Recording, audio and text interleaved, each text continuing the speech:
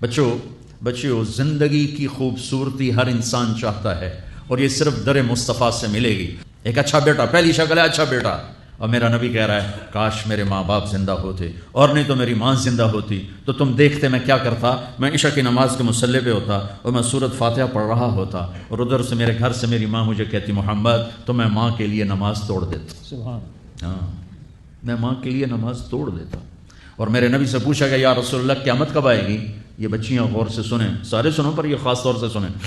آپ نے کہا اللہ کو پتہ ہے، کہ یا رسول اللہ کوئی نشانی بتا دیں۔ تو آپ نے کہا جب بیٹیاں بھی ماؤں کو ذلیل کریں گی تو قیامت آئے گی، جب بیٹیاں بھی ماؤں کو ذلیل کریں گی تو قیامت، ان تلد الامۃ ربتہا،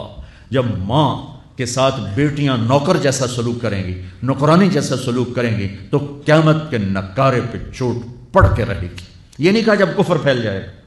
اور جب اسلام مٹ جائے گا، اس حالانکہ قیامت اس وقت آئے گی جب دنیا میں ایک مسلمان باقی نہیں رہے گا۔ یہ واقعہ کی سنگینی کو بتانے کے لیے فرمایا جب ماؤں کو ذلیل کیا جائے گا قیامت آ جائے گی۔ میرے نبی نے فرمایا عمر تیرے دور میں ایک شخص آئے گا اویس، اس کا قبیلہ ہوگا مراد، آگے سب کاسٹ ہوگی قرن، اویس بن عامر، اسے دعا کروانا، وہ کالے رنگ کا ہوگا، چھوٹے قد کا ہوگا، اور اس سے دعا کروانا، دعا تو بھی کروانا، علی تو بھی کروانا، علی اور عمر اویس ان کے لیے دعا کریں۔ انہوں نے پوچھا کیوں؟ کہ اس نے ماں کی خدمت کر کے اللہ کو اتنا راضی کر دیا ہے، جب وہ ہاتھ اٹھاتا اللہ خالی نہیں لوٹاتا۔ اللہ کی قسم عمر و علی کو اویس کی دعا کی ضرورت نہیں تھی، امت کو پیغام دینا تھا کہ مائیں ذلیل ہو رہی ہیں آج، اور باپ جوان اولاد سے چھپتے پھر رہے ہیں، تو میرے رب میرے نبی نے یہ آگے پیغام دینا تھا کہ نبی ہو کر رسول ہو کر کہہ رہے ہیں کاش ماں ہوتی تو میں اس کے لیے نماز توڑ دیتا۔ آپ کو 8 عورتوں نے دودھ پلایا والدہ سمیت، ان میں ایک ایمن بھی ہیں، آپ کے والد کی باندی، تو گھر میں تشریف فرما تھے، ایمن بیٹھی تھی حضرت عائشہ، تو ایمن کہنے لگی یا رسول اللہ پانی تو پلا دیں، تو اللہ کے نبی ایک دم اٹھے، تو حضرت عائشہ ناراض ہو گئی، ایمن اللہ کا رسول کو کہتی پانی پلا، تو اور کیوں نہ کہوں میرا بیٹا ہے، میں نے دودھ پلایا۔ تو حضرت میرے نبی نے کہا ہاں عائشہ یہ میری ماں ہے، اس کا میں نے دودھ پیا ہے۔ آپ اٹھے،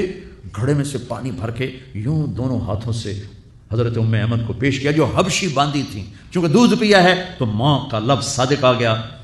تو بجائے اس کے کہ برا مناتے آپ خادم بن کے اپنی ماں کو دودھ پلانے والی ماں کو آپ نے، حضرت حلیمہ سعدیہ تشریف لائیں، آپ نے اپنی چادر بچھا کر اس کے اوپر بٹھایا۔ ہمیں پیغام دینا تھا، آنے والے زمانوں میں یہ ہونا تھا۔ سبحان اللہ۔ امام ابو حنیفہ کا نام تو سب کو معلوم ہے نا، ایک اور عالم بتاتا ہوں، عبد الرحمن بن ابی لیلہ، ان میں علمی کھٹ پٹ تھی بہت زیادہ، آپس میں بنتی نہیں تھی، تو ابو حنیفہ جیسی ہستی جن کے کروڑوں فالوور آج ہیں، ان کی ماں کہتی نعمان یہ مسئلہ ہے جا کے عبد الرحمن سے پوچھ کے آ۔